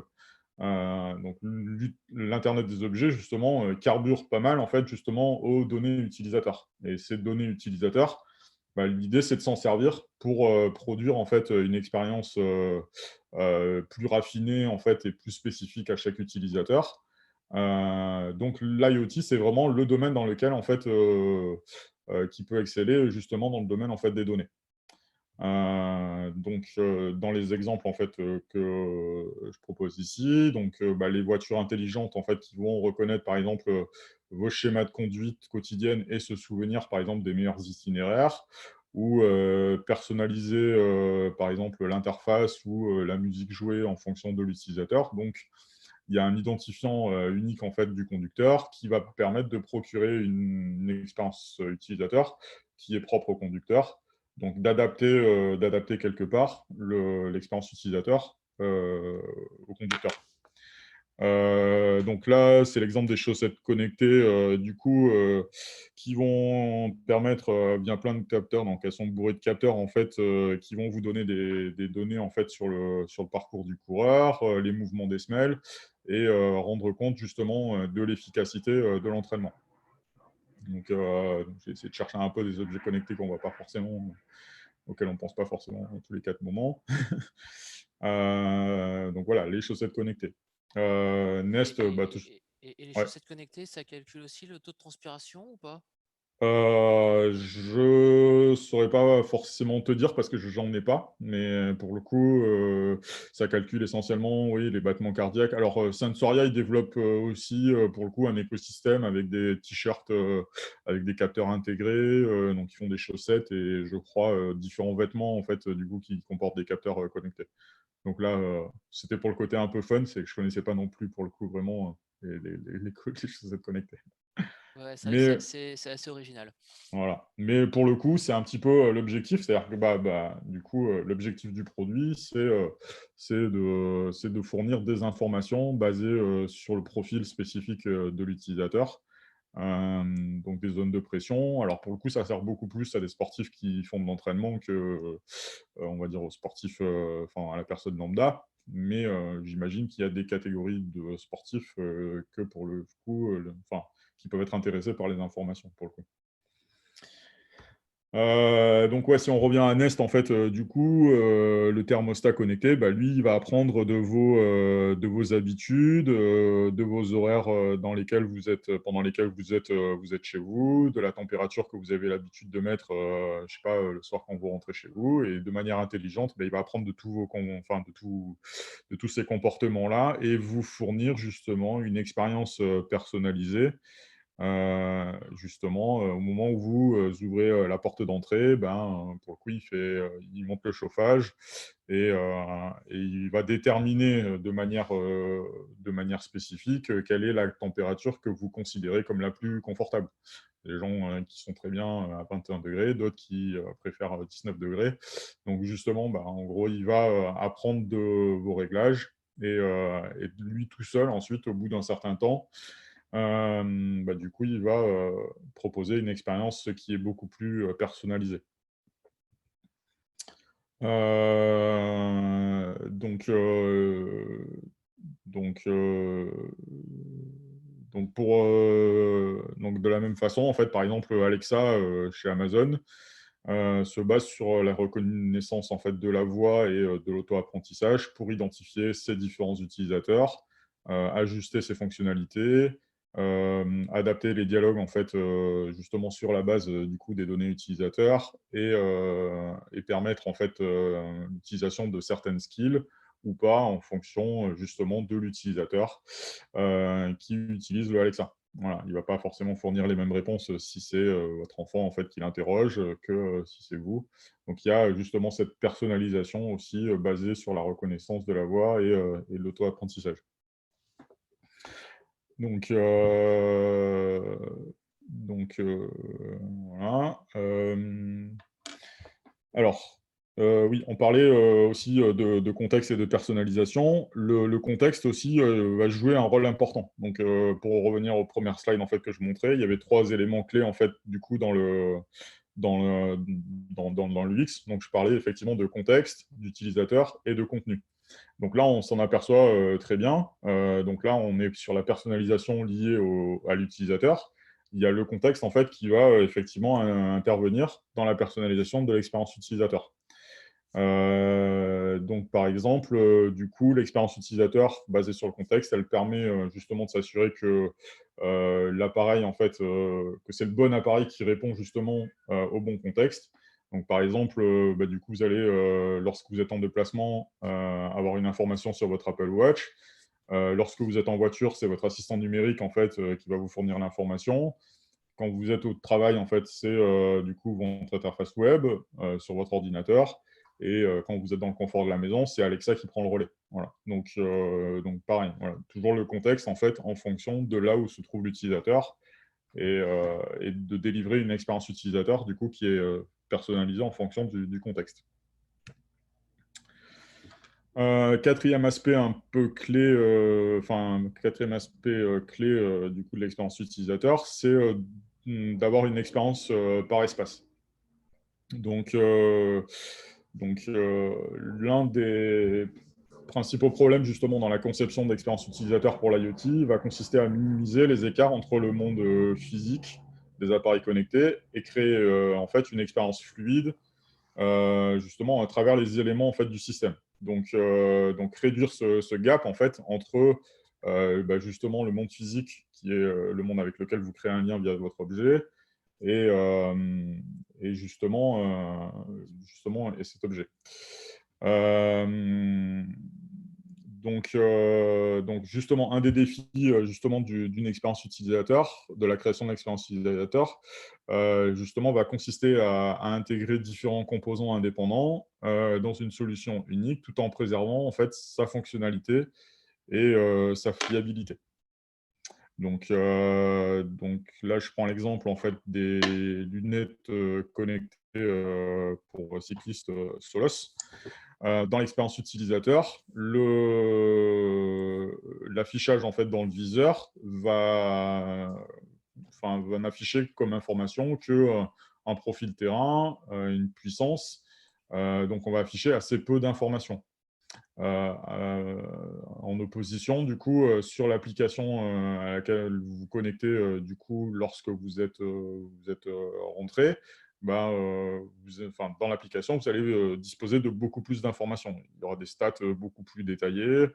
Il y aura vous aurez accès en fait à différents profils de route, en fait, beaucoup plus d'informations. Si vous aviez diffusé en fait toutes ces informations, les informations de droite dans vos lunettes, je suis pas sûr que le cycliste il voit encore la route. Voilà. Donc justement, adapter aussi l'expérience utilisateur au lieu donc une expérience utilisateur pour un lieu donné. Même par exemple sur une application mobile, si vous avez une surcharge cognitive, par exemple dans votre application, lorsque l'utilisateur, par exemple, est en train de conduire, voilà, c'est quelque chose à prendre en compte aussi. Prenez en compte effectivement quel est le contexte, toujours pareil en fait, et le lieu dans lequel se trouve l'utilisateur. Et adapter la quantité d'informations et la charge cognitive, du coup, à ce facteur-là.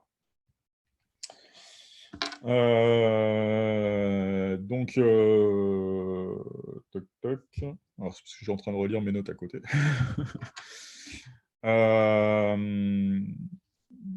Toc toc.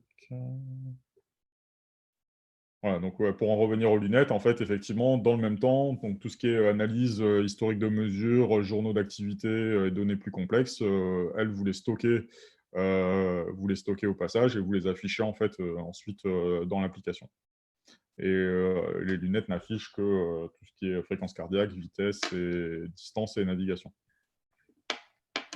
Autre point clé, l'utilisation de nouvelles interfaces. Donc, comme on vient de le voir en parlant de Nest en fait, et autres, donc les assistants virtuels en fait ont de plus en plus la cote. C'est une tendance en fait c'est une tendance qui s'accentue justement avec l'émergence d'interfaces toujours plus inédites.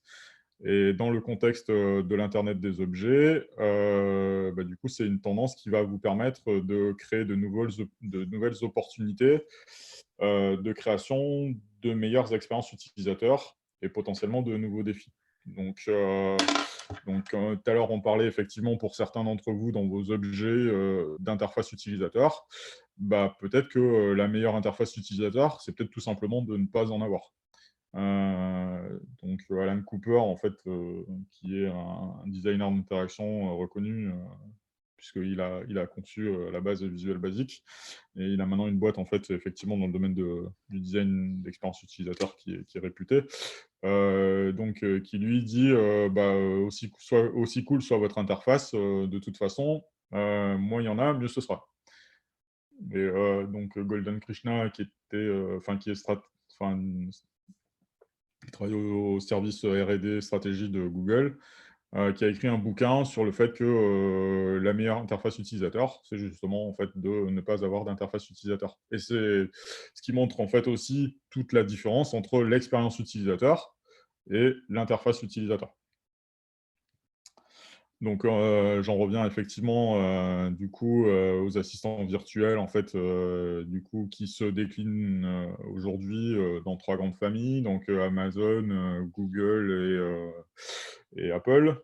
Et dans le futur, je pense il y en aura encore d'autres en fait, qui se partageront le marché. Mais effectivement, on voit toute l'émergence de ces technos assez récentes. Voilà. Donc, aujourd'hui, les concepteurs de produits IoT se concentrent beaucoup sur la voix et l'audio. On a aussi des systèmes en fait, qui permettent de plus en plus, au-delà en fait, de la domotique et de l'intérieur, d'utiliser justement ces systèmes de contrôle audio. Donc, quand on voit l'écosystème Amazon Alexa, il y a de l'intégration dans les Tesla, le Dyson, le radiateur ventilateur Dyson qui vous donne, que vous pouvez piloter à la voix, des prises, des lunettes, des cafetières, des micro-ondes. Donc on voit justement des écosystèmes de plus en plus étoffés d'objets connectés qui utilisent justement ce type d'interface. L'avènement justement de nouvelles interfaces comme le pilotage à la voix. Par contre, il n'y a pas que la voix en fait justement dans ces nouvelles interfaces. L'idée justement des nouvelles interfaces, c'est de devenir de plus en plus fluide en fait dans un contexte d'utilisation beaucoup plus naturel. Donc là, on a l'exemple en fait c'était un Kickstarter, donc c'est Chris, en fait, qui est un copilote de voiture, qui utilise une interface gestuelle pour permettre à l'utilisateur de se dégager de l'utilisation de l'interface à la main. Donc pour permettre une conduite plus sûre. Donc ça, c'est une autre manière, effectivement, d'avoir une interface basée sur la gestuelle, qui, pour le coup, par exemple, permet d'améliorer l'expérience utilisateur et la sécurité de l'utilisateur. On voit arriver aussi de plus en plus dans une ère post-Covid d'interactions et d'interfaces basées justement sur des interactions touchless, en fait, sans contact, et qui utilisent des capteurs, des capteurs basés sur des technologies de tracking du déplacement de la main et des retours haptiques. Et on voit apparaître ça de plus en plus justement sur des distributeurs, de billets, des machines à tickets ou des ascenseurs. Donc, pour le coup, avec le coup de boost en fait, du Covid, c'est des interfaces qui, seront amenées probablement à se développer. Là, c'est une start-up, je crois, niçoise, en fait, du coin, la Bodio, qui développe un scanner corporel, connecté, qui justement utilise pour son interface et probablement pour des problématiques d'hygiène, justement, un écran qui utilise la reconnaissance de mouvement plutôt qu'une interface tactile. Donc ça, c'est un exemple assez proche. Pour le coup, voilà, on n'a pas forcément toujours besoin d'aller chercher, on va dire, bien loin. Les voitures, donc effectivement, sont les premières à utiliser justement les interfaces, vocales. Donc on voit maintenant aujourd'hui arriver sur la plupart des ordinateurs de bord des voitures récentes et haut de gamme, justement la prise en compte pour l'utilisateur des commandes à la voix plutôt que par l'utilisation d'écran. Bon, Contre-exemple, Mercedes-Benz, qui présente son intérieur du coup de voiture. Je suis pas sûr qu'au niveau de la charge cognitive, on soit OK là. Alors peut-être pour le coup, c'est joli, mais voilà, je suis pas forcément bien certain que alors j'espère qu'il y a personne qui travaille chez Mercedes, mais mais pour le coup, je suis pas forcément bien certain que, on soit vraiment dans le côté, fiable et utilisable en fait du bousin, quoi. Voilà. Tu dis ça parce que c'est inspiré par Fast and Furious 8. Ah, ça, c'est magnifique. Bon, après, ouais, voilà, ça fait très Fast and Furious, ça, c'est sûr. Maintenant, pour le coup, quand tu conduis la nuit, faut pas avoir mal aux yeux, quoi. Et il y avait une Tesla où, enfin, j'ai eu l'occasion de monter dans une de celles-là où il y avait justement une planche de bord, un énorme écran et tout ça. Et c'était une des critiques que j'ai formulées, c'est on ne sait plus où regarder, quoi. En fait, il faut aussi un peu regarder la route et C'est tu as de ça. la distraction de partout. C'était un enfer. C'est beaucoup mieux Bah, maintenant. ouais. Bah, pour le coup, effectivement, quand on parle expérience utilisateur, bah, c'est vrai que voilà, enfin, on a beau dire, voilà, je pense qu'il y a aussi des fails un peu partout où justement ces a priori sur le côté design, en fait et que ça bouge dans tous les sens, sont pas forcément, pour le coup, toujours adaptés, à réellement, en fait, la prise en compte et de l'attente utilisateur et le côté, sécurité, de l'utilisateur. Ceci dit, sur cet exemple-là, on voit bien que le mec, il est à l'arrêt, hein. L'aiguille de Ouais, gauche, ouais. elle est à zéro. C'est peut-être pour ça que Oui, oui, non, non, mais c'est un non, mais ça, c'est saltimbanque avec son un truc, c'est hein. un concept, hein. Enfin, pour le coup, pour l'instant, il n'y a pas encore de Mercedes, mais bon, pour le coup, voilà, c'était pour montrer, justement, à la fois, d'un côté, la simplification et parfois, du coup, la complexification. Donc voilà. On Après, peut dans les parler de int mauvais goût aussi. voilà. Bon, après, pour l'instant, donc après, on a aussi des nouvelles interfaces, qui arrivent de plus en plus, qui sont les interfaces, qui permettent des expériences utilisateurs et des interfaces, basées sur l'utilisation de la biométrie. Donc, chez Thales, qui est le nouveau nom de Ingenico, je crois, du coup, les distributeurs de cartes, ils testent effectivement, la carte bleue avec lecteur, biométrique intégré, qui va permettre justement d'éviter, tout le côté, code PIN, voilà, donc d'être beaucoup plus sûr, augmenter la possibilité en fait de faire du paiement sans contact, en termes de montant, réduire, l'administration, voilà, donc avoir un onboarding beaucoup plus rapide de l'utilisateur. Donc on aura probablement des interfaces basées sur, la biométrie qui vont apparaître dans plein de domaines ou en tous les cas, bah, vous aussi, dans la prise en compte en fait enfin, dans l'amélioration peut-être de l'expérience utilisateur de vos produits, vous pourriez aussi, peut-être recourir, justement, à l'utilisation de capteurs biométriques, pourquoi pas, voilà. Si pour le coup, effectivement, l'expérience utilisateur peut s'en trouver, améliorée. Nouvelles interfaces aussi, avec l'utilisation, de la réalité virtuelle, de la réalité augmentée, donc avec des, miroirs connectés, qui, afficheront, des, informations sur votre état de santé ou, des cabines d'essayage virtuelles, qui permettent effectivement, du coup de virtuellement pouvoir utiliser, enfin, essayer en fait, par exemple, une robe, qui n'est pas, disponible en magasin ou, voilà, d'avoir une expérience utilisateur beaucoup plus ludique, et beaucoup plus, sympa en fait, de l'essayage. Là, c'est l'exemple, du dernier projet de chez Google, le projet Starline, qui préfigure peut-être, le futur de la vidéoconférence, qui lui, utilise un dispositif physique, donc qui se place devant l'utilisateur et qui embarque, des capteurs 3D pour, créer un avatar, réaliste, virtuel et globalement avoir l'impression, de se trouver, face à la personne, donc minimiser complètement, du coup, le côté technologique, de la vidéoconférence et avoir quelque part le sentiment, de converser, en temps réel, du coup avec la personne comme si elle se trouvait en face. Donc toujours pour en revenir justement à tout ce qu'on disait en amont, en soi le côté technologie, enfin voilà, on voit là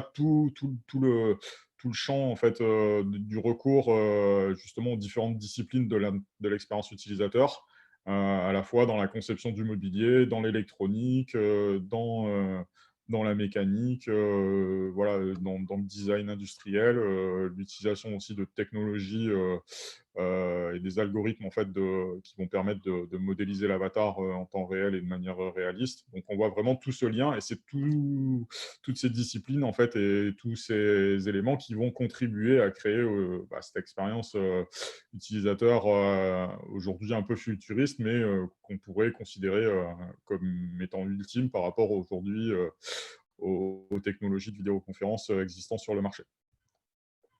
Et on peut aussi se dire que dans le futur, on aura peut-être des objets connectés contrôlés par la pensée. Il y a déjà quelques startups en fait, qui s'essayent à des systèmes de contrôle en fait, basés sur l'activité cérébrale. Donc, on peut se dire que peut-être que d'ici quelques années, voilà, pour le coup, on n'aura justement plus la nécessité de toutes ces interfaces et qu'on aura un casque connecté sur la tête. Voilà. Il y avait un aspect en fait que j'aurais pas le temps de voir aujourd'hui, c'était justement de voir comment l'intelligence artificielle peut aider à créer des meilleures expériences utilisateurs, mais pour le coup, je peux faire passer un PDF en fait assez actuel en fait qui en parle très bien, donc limite en lien, je le ferai passer à tout le monde. Là, le temps était un peu short en fait, peut-être ça pourra le biais d'une prochaine présentation, mais pour le coup là, c'était un peu short. Voilà, donc là, je booste un peu. Au niveau du timing, là, c'est quoi? C'est 14 heures ou c'est... Ah, j'ai perdu... Ouais, il est au téléphone. Ah, d'accord, ok. Bon, du coup, je termine. En fait, il y a 5 dernières slides. Donc, 5 facteurs, donc un peu pareil, importants à prendre en compte, en fait, du coup, dans le design, en fait, du coup, d'expérience utilisateur pour des objets connectés. Donc, la première, c'est l'amélioration de l'expérience. Donc, c'est un terme un peu fourre-tout, mais pour en revenir à tout ce qu'on a dit, un peu en résumé, en fait, dans la façon de concevoir l'expérience utilisateur, il y a des choses beaucoup plus importantes à prendre en compte que de savoir si sur telle ou telle fonctionnalité, vous allez mettre telle ou telle fonction. C'est de savoir déjà si de base, du coup, votre produit sert à quelque chose. Justifier la raison pour laquelle vous allez devoir vous connecter à l'internet, et considérer est-ce que j'ai vraiment besoin en fait de me connecter à internet pour réaliser cette fonction. Donc l'idée c'est plutôt d'améliorer plutôt que de chercher à améliorer quelque chose qui n'a pas besoin d'être amélioré. Je suis pas bien sûr que pour le coup une boîte à œufs connectée présente beaucoup d'intérêt, voilà. Donc, pour le coup, qu'est-ce qui se passerait si ma cafetière en fait était connectée à ma montre? Est-ce que je dois me poser la question de savoir si du coup ça en ferait une cafetière parfaite? Bon, si pour le coup ça m'apporte pas forcément grand-chose, l'idée c'est plutôt justement de chercher dans la prise de décision à améliorer l'expérience et pas forcément à gadgetiser du coup une expérience utilisateur. Il y a pas mal de fails en fait de ce côté-là et donc même si l'internet des objets, c'est quelque chose de cool, l'idée c'est quand même pas de enfin, à un moment donné, on peut pas créer une bonne expérience utilisateur, si pour le coup, par exemple une fonctionnalité qu'on développe de le connecter à internet, n'améliore pas l'expérience. Voilà. Donc ça, c'est un premier élément clé, globalement de ce à quoi il faut penser, du coup, quand vous allez rajouter une fonction dans votre, heu, dans votre objet, enfin, ou quand vous développez votre objet.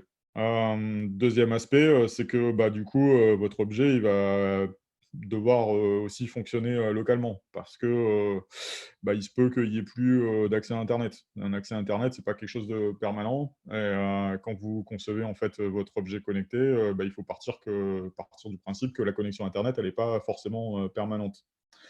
Donc là, c'est un exemple qui est tiré, d'un bouquin, du coup, qui, s'appelle, je sais plus quoi, enfin, un bouquin qui a été écrit, en fait, qui est, si vous concevez un parapluie, connecté, bah, pensez que, pour le coup, il va peut-être falloir, à minima, donner une information, barométrique, parce que, si votre parapluie n'est pas connecté, bah, pour le coup, il ne sert pas forcément à grand chose. Donc oui, voilà, c'est une anecdote, en fait, qui a été, citée, en fait, dans le livre, Enchanted Objects, en fait, d'un designer qui s'appelle David Rose. Et voilà, bon, si vous avez l'occasion, vous pouvez aussi lire le livre, en fait, parce que justement, il parle justement de conception, d'expérience pour des objets connectés. Hem, donc voilà. Pensez aussi, dans votre objet connecté, qu'il soit, évolutif. Donc aujourd'hui, en fait, on a des cycles de vie des appareils connectés qui sont, beaucoup trop longs pour qu'on puisse supposer que les utilisateurs, en fait, les remplacent, tous les 2 ans, par exemple, comme un téléphone. Donc du coup, bah, il faut aussi, penser que, justement, un objet comme une machine à laver ou une cuisinière, ça a une durée de vie généralement de 5 à 10 ans, et ce ne sera pas la même durée de vie, effectivement, qu'un téléphone. Donc, si vous considérez aujourd'hui à quoi ressemblait votre téléphone il y a 10 ans, bah, il ressemble probablement pas à la même chose, en fait, qu'aujourd'hui. Donc, en fonction de l'objet que vous développez, pensez, effectivement évolutif. Et l'image en arrière-plan, en fait, elle est assez parlante. En fait, c'est l'exemple qui se rapporte, en fait, au scandale qui a eu lieu récemment avec Sonos, et qui du coup, donc Sonos, en fait, qui développe des enceintes, connectées, donc je pense que vous connectez, et qui a briqué, en fait, qui proposait un programme, en fait, d'upgrade, en fait, de ces enceintes, et qui, au passage, en fait, briquait complètement les enceintes. Alors que bon, pour le coup, les enceintes étaient complètement fonctionnelles. C'est juste qu'elles étaient plus, compatibles, avec, les nouvelles enceintes qui sortaient. Parce qu'effectivement, pour le coup, il n'y avait pas forcément assez de mémoire, et donc, bah, du coup, ça a créé un scandale parce que Sonos, en fait, bah, enfin, voilà, dans la démarche, avait une démarche assez peu éthique, de ce côté-là, et ce qui, par la suite, a contraint, au bout de quelques mois, Sonos à développer, au final, 2 applications, en parallèle, 2 contrôleurs, en fait, et qui permettaient de conserver l'utilisation, du coup, des enceintes Sonos. Alors certes, pas forcément sur le même système, mais de les conserver, fonctionnels. Donc vous avez, une application que vous téléchargez qui vous permet, d'intégrer, de prendre le contrôle, en fait, d'une enceinte Sonos d'ancienne génération, et si vous voulez utiliser, en fait, les enceintes de dernière génération, c'est une autre appli, et les 2 types d'enceintes ne communiquent pas entre eux. Mais pour le coup, c'est un retour en arrière qu'a dû faire Sonos, justement, par rapport au tollé, qui a été provoqué, justement par les utilisateurs. Donc pensez aussi, pour vous, en fonction des objets que vous connectez, la possibilité de rendre le produit, quand même, à minima, upgradable. Pensez aussi le produit comme pouvant être, votre solution, en fait, pouvant être, extensible. Donc, le mot qu'ont tous les développeurs à la bouche, c'est, API. Mais effectivement, pour le coup, voilà, quand vous avez une API, en fait, et que vous rendez votre produit, interopérable, ben, c'est là où justement réside la véritable puissance, en fait, de l'internet des objets. C'est pas simplement justement dans des actions, individuelles, en fait, entre, l'appareil, en fait, et votre service dans le cloud, heu, que vous concevez. C'est aussi justement dans toutes les interactions entre votre appareil et tous les autres appareils. Donc c'est en ça justement que, bah, penser, ça aussi, dans la façon de concevoir l'expérience utilisateur, c'est un aspect, important, parce que, du coup, voilà, les utilisateurs vous remercieront probablement justement d'avoir rendu, votre produit, interopérable, plutôt que de l'avoir, enfermé, dans son propre, écosystème.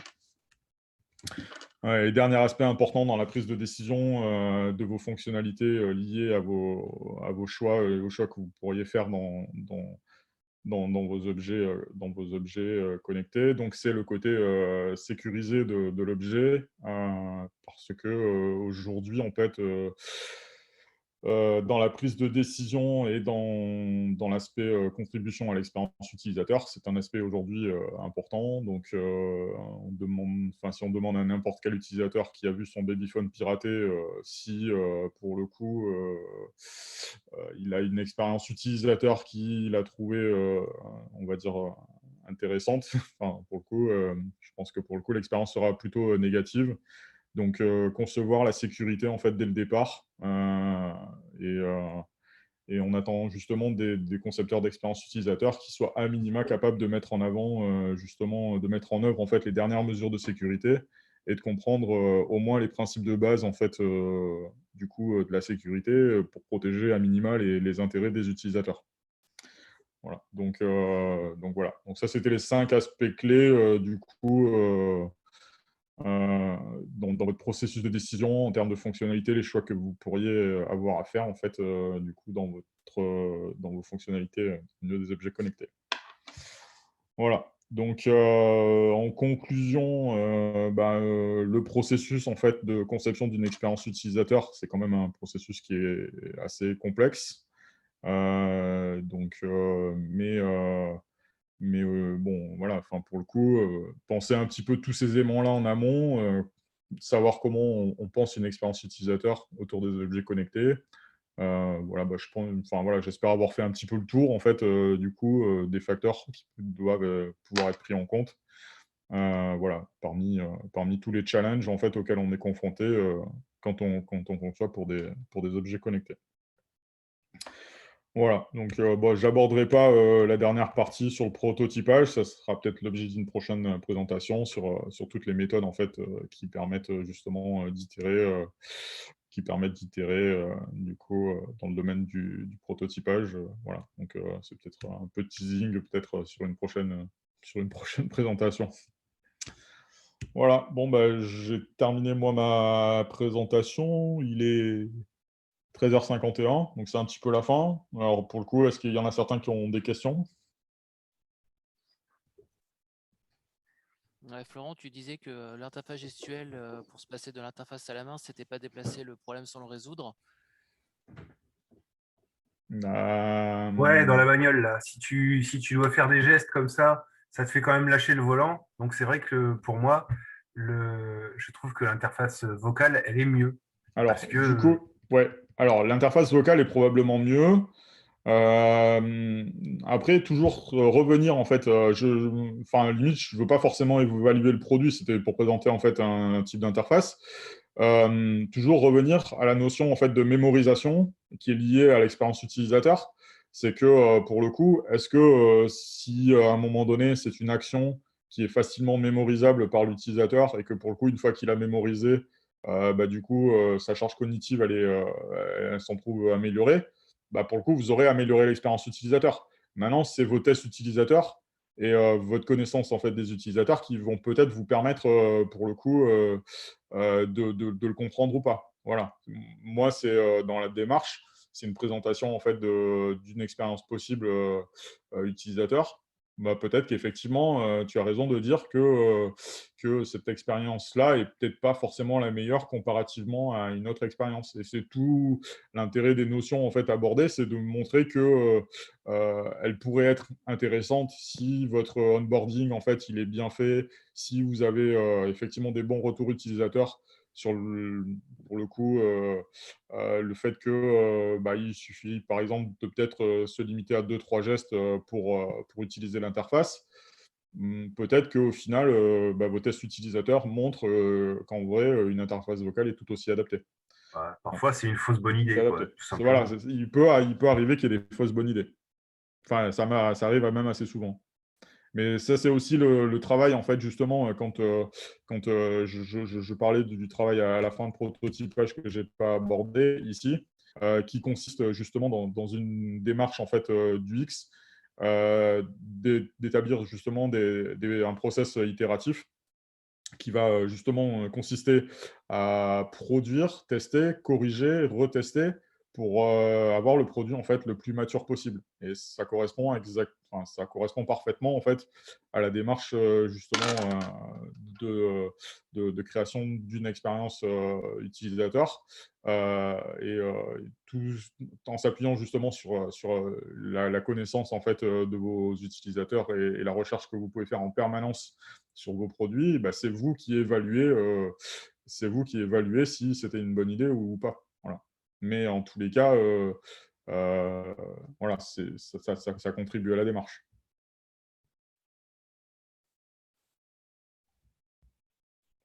Il y a d'autres questions?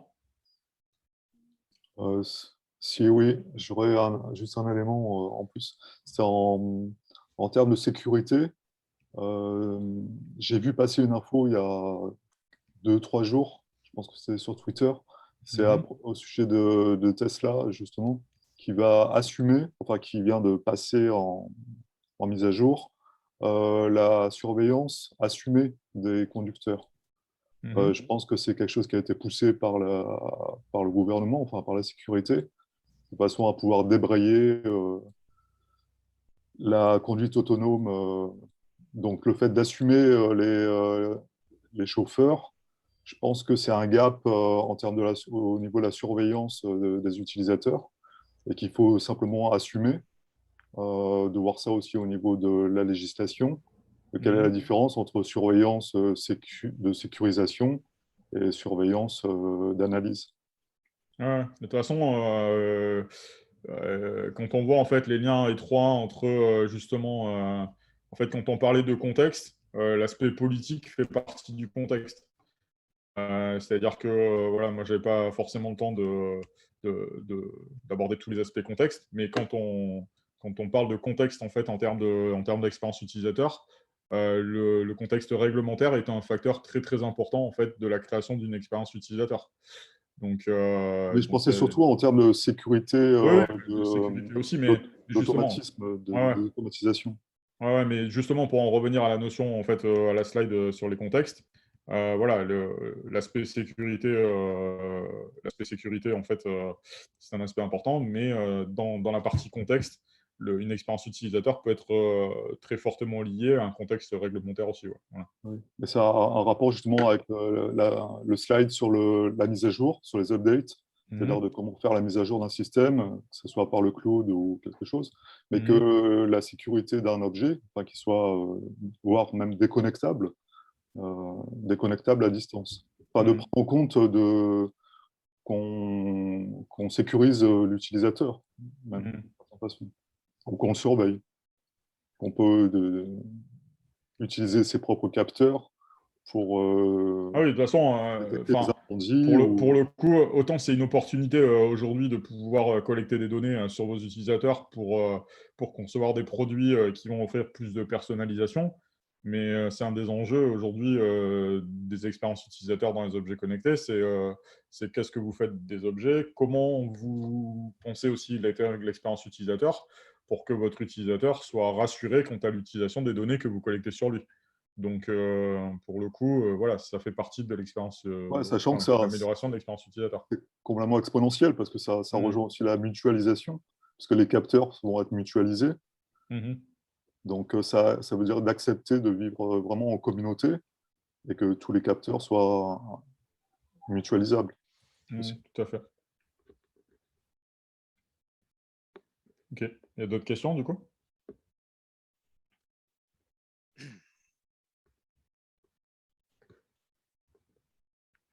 Après, moi, j'aime aussi OK. la partie sur la forme formelle, sur la partie UI, Mmh. UI, ça mériterait éventuellement d'ag- Oui, oui, d'élargir. En fait, bah, là, le d'élargir problème, ça. c'est qu'on n'avait que 2 heures, donc Oui, oui, non, bien sûr. pour le coup, en fait, j'ai, en présentation, repris les concepts en fait un peu clés de l'UX.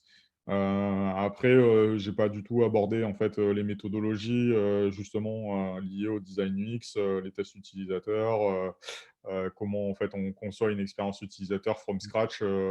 Voilà, Au donc ça, confort, effectivement, on peut échanger après à bien l'occasion sûr.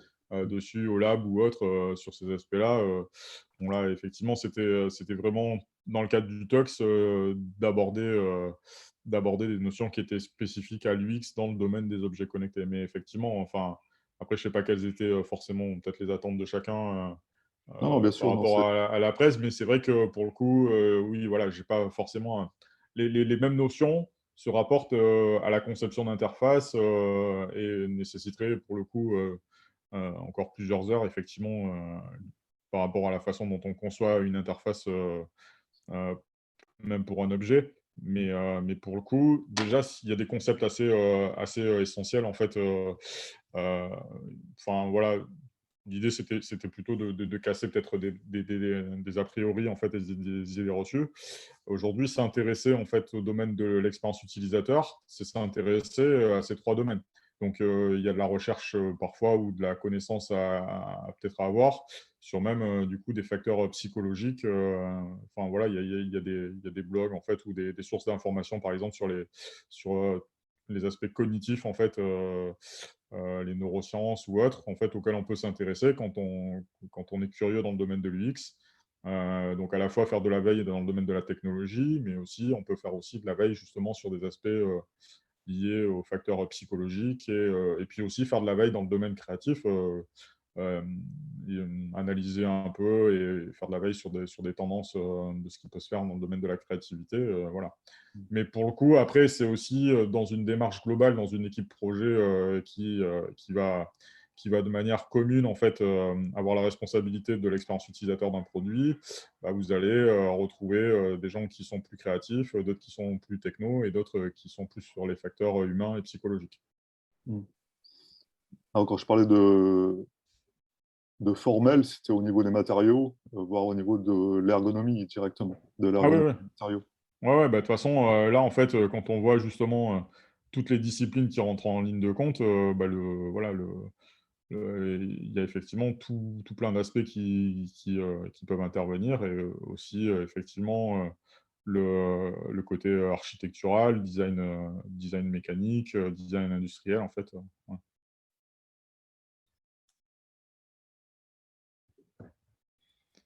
Ok, bon, bah, du coup, si plus personne n'a trop de questions, bah, voilà, j'espère que pour le coup, ça n'a pas été trop long, qu'en tous les cas, au moins, j'ai abordé des notions, en fait, peut-être élargi un peu le scope, en fait, et la vision liée à l'UX, en fait, peut-être que certains en avaient.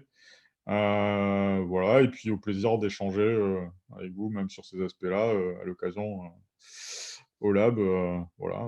Pousser un peu plus loin la discussion, il y a pas de souci là-dessus. Voilà.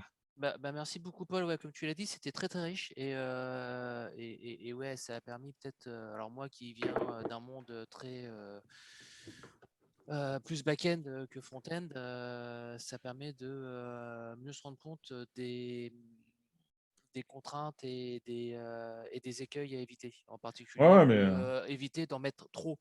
ouais, ouais. Voilà, parce que Et ça, puis, c'est vrai et puis que tu parles du back-end, du front-end, c'est souvent la remarque des fois, en fait, quand on parle avec des développeurs, c'est tout aussi important dans l'expérience utilisateur, le travail du du développeur back-end, back-end, parce que pour le coup, une plateforme qui a des temps de réponse de folie, bah, l'expérience du coup utilisateur, elle en est détériorée. Si l'expérience utilisateur, elle en est détériorée, le ressenti, le designer graphique, il peut faire tout le beau enfin tout le travail, le meilleur travail qu'il veut.